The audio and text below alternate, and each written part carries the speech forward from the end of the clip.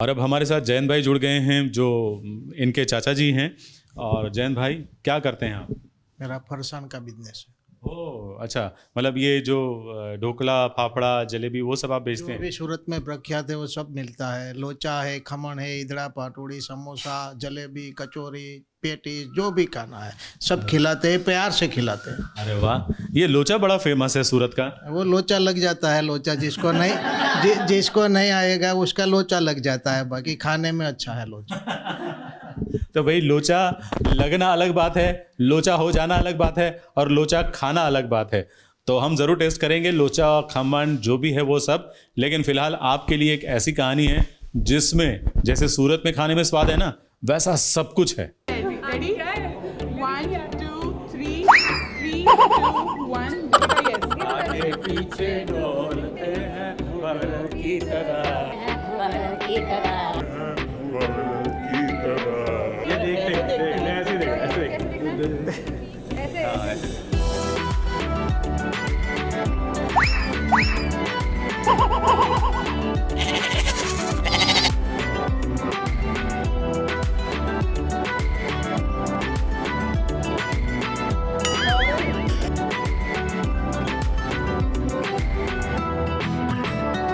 क्या आपको मुंगेरी लाल के हसीन सपने याद हैं?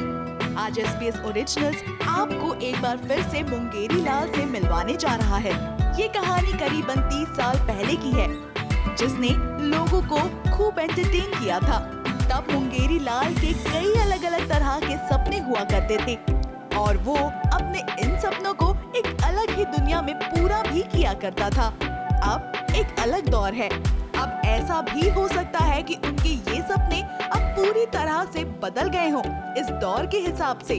तभी तो जब हमें पता चला कि टीटू अंबानी के शो लॉन्च में होंगे मुंगेरी लाल यानी कि रघुबीर यादव, तो हमने सोचा क्यों ना इस दौर में उनके सपनों को उनके तरीके से जिया जाए। कैसे, तो आप खुद देख लें।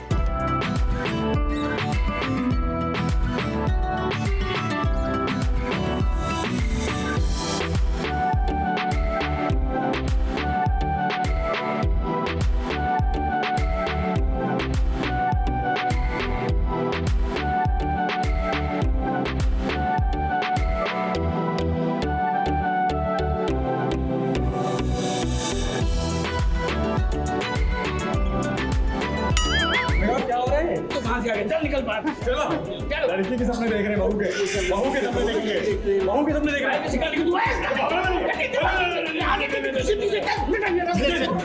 जो मेरा ड्रीम था वो तो रह गया। अब दोनों से मिल लेते हैं कि इनका ड्रीम क्या है। बताओ क्या करना चाहते हो जिंदगी में? चाहते तो बहुत कुछ है। अब तो इधर क्यों देख रहा है? मुझसे देख के बात कर मेरी तरफ। ये देखो फिर बीच में खड़े हो गए। एक तो आप बेटा साथ में हम खड़े हो रहे थे अच्छे बेटा खासा। क्या ये क्या कुछ इससे बच के रहना। आप ये देख रहे हैं, आप ये देख रहे हैं, कपड़े भी हमारे सेम हैं, फूल सेम हमने करे हैं। बीच में आप खा गए हैं, देखिए कपड़े भी सेम है हमारे, देखिए बिल्कुल फूल फूल मिला के बनाए हैं। कहाँ से हैं, ये काला कहाँ से आ गया? अरे समर कलेक्शन। हाँ, स्पेशली मंगाया इटली से। तो कब बाहर से याद करके आए थे क्या? इम्प्रोवाइज किया है। फिर से करना इम्प्रोवाइज। कलर की इसकी तरह है? नहीं, कलर तो नहीं है। हाँ, फिर तो ये तेरे कान में किधर? तेरे कान में नहीं है। अंदर अंदर। चलो ओके बेटा, बच के रहना इससे बस। बहुत ही इंटरेस्टिंग कैरेक्टर है। अगर हम बात करें तो छोटे शहर की कहानी है और एक किरदार वैसा है जो कि आई थिंक बहुत रिलेटेबल है। अगर आप देखें तो इसकी जो कैरेक्टरिस्टिक्स हैं, एक लड़का इसको ज़्यादा काम नहीं करना बट सक्सेसफुल बनना है। एक लड़का जो अपने बारे में सोचता ही नहीं सोचता कि माँ बाप कितना उसके लिए काम कर रहे हैं। बट अगर हम देखें तो वो आदमी दिल का अच्छा है, बिल्कुल सक्सेसफुल होना है और उसको शॉर्टकट्स लेने लाइफ में जिससे वो सक्सेसफुल हो जाए। फिल्म के ज़रिए उसको समझ में आता है धीरे धीरे कि यार सक्सेसफुल होने का असल मतलब क्या है, रिलेशनशिप में होने का मतलब क्या है, माँ बाप के लिए रिस्पॉन्सिबिलिटी लेने का मतलब क्या है।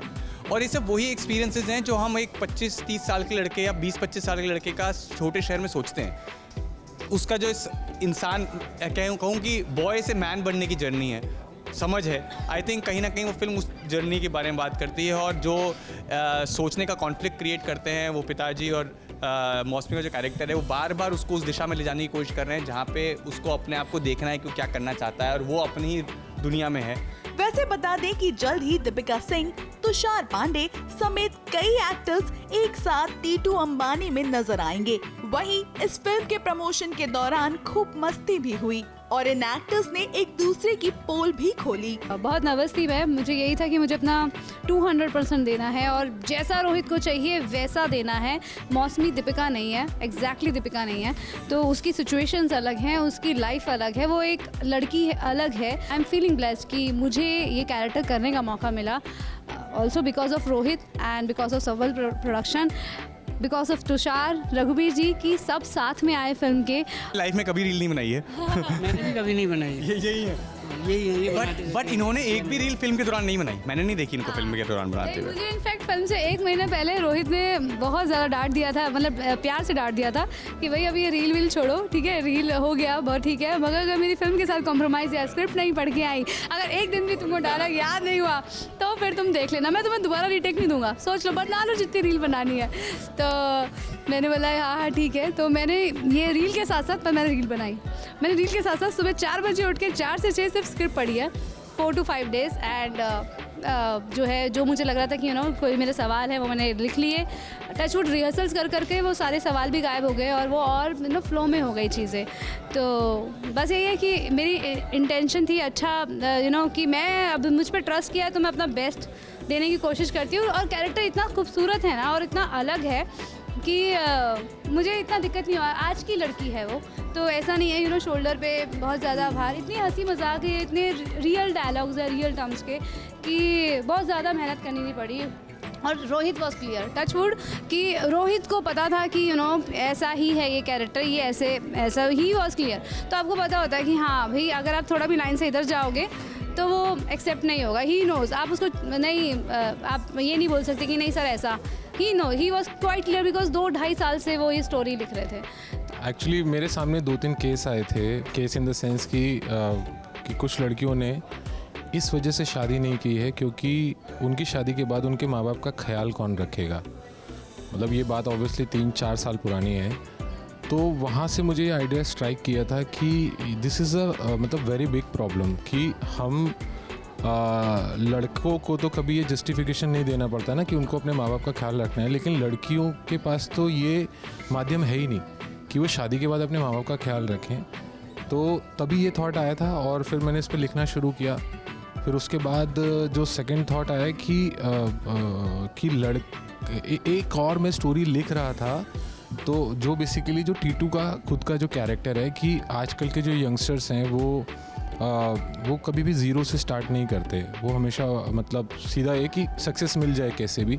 तो मैं वो ऑलरेडी लिख रहा था, तो जब मेरे को ये वाला थॉट आया तो मैंने इन दोनों को क्लब कर दिया।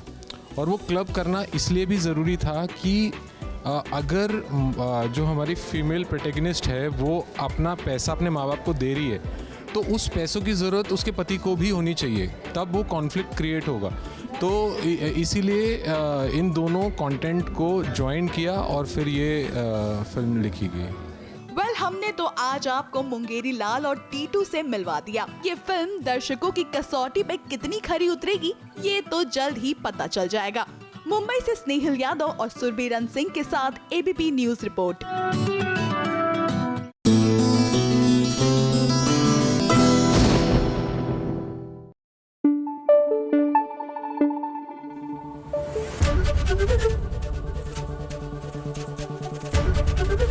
एबीपी न्यूज आपको रखे आगे।